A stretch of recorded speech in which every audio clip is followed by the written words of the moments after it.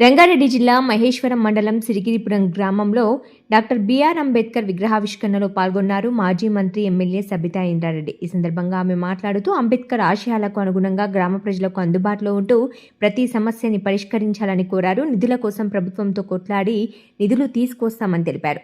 సిరిగిరిపురం గ్రామాన్ని ఒక సింగపూర్ లాగా చూడాలన్నదే నా కోరిక అని మాజీ మంత్రి సబిత తెలిపారు. భారతదేశ ప్రజాస్వామ్య వ్యవస్థను అత్యంత కీలకమైన రాజ్యాంగాన్ని రూపొందించే స్థాయికి ఎదిగిన బాబాసాహెబ్ అంబేద్కర్ విగ్రహాన్ని ఆవిష్కరించడం అదృష్టంగా భావిస్తున్నాను అన్నారు. బిఆర్ అంబేద్కర్ రాసి పేద ప్రజల బ్రతుకులు వెలుగులో నింపారని అన్నారు. అణగారిన వర్గాలకు బిఆర్ అంబేద్కర్ ఆశాకిరణమని, బడుగు బలహీన జీవితాల్లో వెలుగు నింపిన మహనీయుడు అని తెలియజేశారు. తెలంగాణ రాష్ట్ర తొలి ముఖ్యమంత్రి కేసీఆర్ రాష్ట్రంలో విజన్తో పాలనను అందించినట్లు మాజీ మంత్రి తెలిపారు. పల్లెల్లో 5 ఎకరాల్లో పల్లె ప్రకృతి వనాలను ఏర్పాటు చేసి ఆహ్లాదకర వాతావరణాన్ని ప్రజలకు అందించడానికి కృషి చేసినట్లు పేర్కొన్నారు. ఈ కార్యక్రమంలో బీఆర్ఎస్ నాయకులు, కార్యకర్తలు, గ్రామస్తులు పాల్గొన్నారు. 10 లక్షలు 12 లక్షలు అది చెప్పొద్దు. అప్పుడైతే రెండో విడత దళిత బంధు వచ్చి మన రంగారెడ్డి జిల్లా కలెక్టరేట్లోనే ఇంచుమించు 33 కోట్ల రూపాయలు అట్లున్నాయి. అవి అట్లాగే ఉన్నాయి. ఎందుకంటే అవి తీసుకోరు, మనకి ఇయ్యరు. అది ఈ ప్రభుత్వం చేస్తున్న పాలన. ఇంకొక విషయంలో కేసీఆర్ గారిని తప్పకుండా గుర్తు చేసుకోవాలా. పేద బిడ్డలు, బీసీలు, ఎస్సీ, ఎస్టీలకు సంబంధించిన పేద బిడ్డలు విదేశాలలో పోయి చదువుకోవాలనుకుంటారు. కానీ తల్లిదండ్రులకు ఆ స్తోమత ఉండదు. పిల్లలకేమో కోరిక ఉంటుంది, వేరే దేశాలకు పోయి చదువుకొని రావాలా, మాకేం తక్కువ అన్నట్టు ఉంటుంది. మరి అట్లాంటి వాళ్ళందరికీ చదివించాల్సిన బాధ్యత ప్రభుత్వం మీద ఉంటుంది కదా అని ఆలోచించి వేరే దేశాలకు పోయి చదువుకుంటే 20 లక్షలు ఇవ్వాలని ఓవర్సీస్ స్కాలర్షిప్ అని ఇచ్చున్నాడు. దాదాపుగా 6,000 మంది పిల్లల్ని విదేశాలకు పంపించి చదివించున్నాడు కేసీఆర్ గారు. మరి ఇప్పుడు వచ్చినాక వీళ్ళు ఏం చేస్తున్నారు? కేసీఆర్ 20 లక్షలు ఇచ్చిండు కదా, నేను వస్తే 25 లక్షలు ఇస్తాడు. నా 20 లక్షలు లేవు, నా 25 లక్షలు లేవు, అట్లా ఆపెట్టిండు. నేనేమంటున్నంటే మంచి పథకాలు ఉంటాయి. ఇదే రాజశేఖర రెడ్డి గారు ఉన్నప్పుడు ఒక 2 మంచి పథకాలు తీసుకొచ్చున్నారు. ఒకటి ఫీజు రియంబర్స్మెంట్, అంటే కాలేజీలో పిల్లలు చదువుతున్న వాళ్ళకి ప్రభుత్వమే ఫీజు కట్టాలా. రెండవది ఆరోగ్యశ్రీ, హాస్పిటల్కి పోతే ఆరోగ్యశ్రీ ద్వారా ట్రీట్మెంట్ ఇప్పించాలి. ఈ 2 మంచి పథకాలని కేసీఆర్ గారు చాలా సార్లు మెచ్చుకొని ఈ 2 పథకాలు ఇట్లాగే ఉండాలా, కావాలంటే ఇంకా దానికి ఎక్కువ అమౌంట్ కలపాలా, కానీ ఇవన్నీ కంటిన్యూ చేయాలన్నారు. మరి ఇంత మంచి కార్యక్రమాలు చేస్తున్నప్పుడు ఇంతకుముందు అమ్మ అడిగింది, పిల్లలేమో పెద్దగా అవుతున్నారు, మరి తులం బంగారం అని అదే అడుగుతున్నాం. కేసీఆర్ ఏమో 1,00,000 రూపాయలే ఇచ్చిండు కళ్యాణ లక్ష్మికి, మరి మీరు తులం బంగారం ఇస్తామంటేది. మరి ఎక్కడ పోయి తులం బంగారం? తులం బంగారం ఇప్పుడు కొనమంటే ఏమంటున్నారు? 1,50,000 అయింది, ఇప్పుడు ఏడైతుంది? మరి ఎందుకు మాట ఇచ్చిండ్రు? ఎందుకు మాట ఇచ్చిందంటే ఎలక్షన్లో మభ్య పెట్టడానికి మాట ఇచ్చిండు. కానీ ఇవన్నీ అడుగుతాం కదా, ఇవన్నీ అడుగుతా ఉంటేనే ఈ రోజు వాళ్ళకి బాధ అవుతుంది.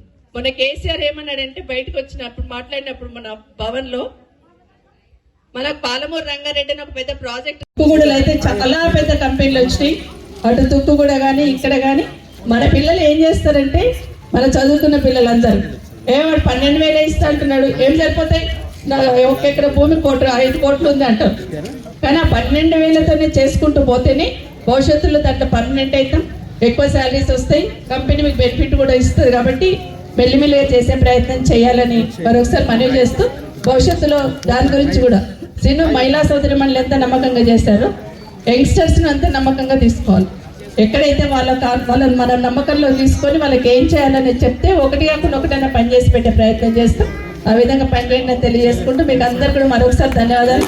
ఎండలు కూడా లెక్క చేయకుండా మా పిల్లలు ఇలా పడ్డారు, మీరు ఇలా పడ్డారు, ఆకాశాలు అందరూ అందరు కూడా మరొకసారి ధన్యవాదాలు తెలియజేసుకుంటూ జై తెలంగాణ, జై కేసీఆర్, జై తెలంగాణ, జై తెలంగాణ.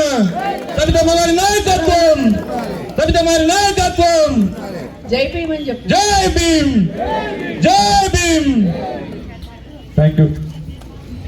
చెత్త ఏడంతా వేయొద్దు, మంచి డంపింగ్ యాడ్ చేద్దాము. ఒకవేళ ఇంట్లో మనిషి చనిపోతే భూమి ఉన్న వాళ్ళేమో పెట్టుకుంటారు, భూమి లేని వాళ్ళు చచ్చినోడిని గురించి ఏడబెట్టాలని ఏడుస్తుంటారు ఊళ్ళల్లో. అట్లా లేకుండా అందరికి ఒక మంచి వైకుంఠ ధామం కట్టిద్దాం. కులాలు మతాలు లేకుండా అందరం పోయేది భూమిలోకి గాడికే పోతాం, అందరం ఒక్క దగ్గర కాలుస్తే మంచిగా ఉంటుంది అని ఒక మంచి ఆలోచనతోని రాష్ట్రం అంతా కూడా వైకుంఠ ధామాలు చేస్తున్నారు.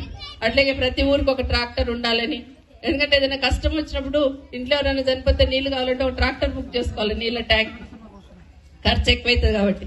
అట్లాంటి సందర్భంలో గ్రామ పంచాయతీకి వెళ్ళి ట్రాక్టర్లో నీళ్లు పంపించినట్టు ఉండాలా.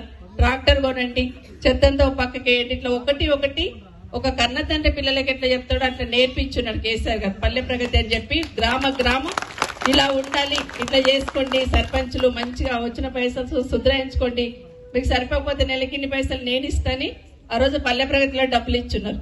కానీ 2 సంవత్సరాల నుండి గ్రామాలలో ట్రాక్టర్లు ఉంటే కనీసం డీజిల్ పోసే దిక్కు లేకుండా అయిపోయింది, గాలి వదిలేసింది.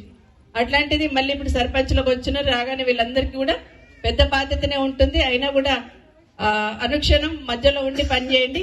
నిధులు కావాల్సి ఉంటే నేను ఏదైనా ఉంటే ఎవరి కాళ్ళను మొక్కుతాను, ఎవరికైనా దండం పెడతాను, ఎవరైనా దబాయిస్తాను, నిధులు అయితే తీసుకొస్తాను. అది ఆ ధైర్యం ఉంది, కొట్లాడతాం.